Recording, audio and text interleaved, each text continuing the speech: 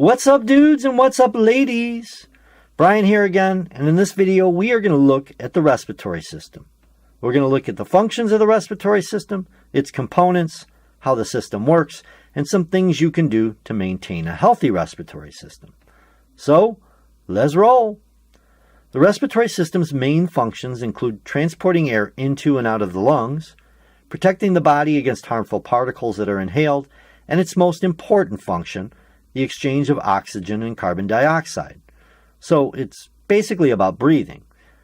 Now let's take a look at a diagram and we'll go through the respiratory system's main components. Starting here with the nose and nasal cavity, the mouth or oral cavity. The pharynx is here, and it is what we consider the throat.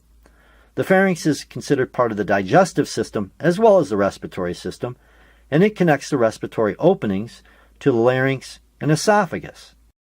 The esophagus is not part of the respiratory system, and I'll get to why I put it in the diagram in a minute.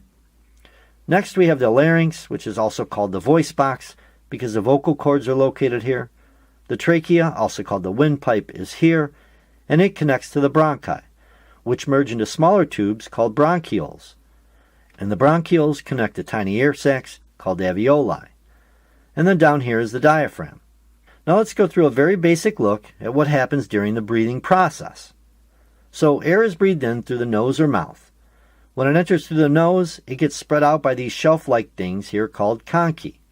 The conchi help humidify the air and trap some inhaled particles. They also warm the air. The air next passes through the pharynx and enters the trachea. One note here. This little flap-like structure is called the epiglottis, and it has an important function. During breathing, it is pointed upward, allowing airflow into the trachea. However, during swallowing, it folds down to prevent food from going into the trachea, directing the food into the esophagus. If food does enter the trachea, the gag reflex is induced to protect the respiratory system. The epiglottis here, this little thing, shows you how amazing the human body is. Anyways, back to airflow. So air continues down the trachea and enters the bronchi. From there it enters into smaller bronchioles and finally into the alveoli, which are surrounded by a network of capillaries. And this, folks, is where the magic happens.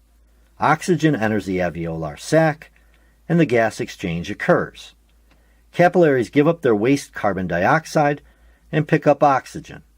Carbon dioxide is then exhaled through the air passage the oxygen was inhaled through, and the oxygen picked up by the blood returns to the heart.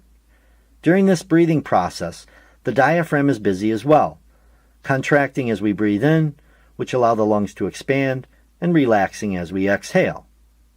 Some minor respiratory disorders include the common cold, influenza, acute bronchitis, which is inflammation of the bronchi, and pneumonia, which is inflammation of the bronchioles and alveoli. Some of the more damaging disorders include chronic bronchitis, where the bronchi become inflamed and narrowed, mainly caused by tobacco smoke, emphysema, where the alveoli become overstretched, and lung cancer, which in almost 9 out of 10 cases is caused by tobacco smoke. What can you do to maintain or improve respiratory system health? Maintain a healthy weight. Excess weight compresses respiratory muscles and puts more stress on your lungs. Drink plenty of water. Dehydration can cause the mucus lining your airways to thicken and become sticky, making you more susceptible to illness. Consume foods rich in vitamins, minerals, and antioxidants, such as fruits, veggies, and nuts, which can help reduce inflammation and fight oxidative damage. Limit exposure to common allergens, such as dust mites, pollen, and animal dander. Maintain good hygiene. Many respiratory viruses are transmitted because of bad hygiene and poor hand washing. Don't overconsume alcohol.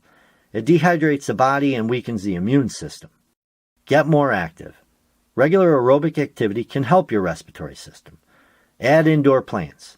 Plants have been shown to help improve air quality. Bottom line time.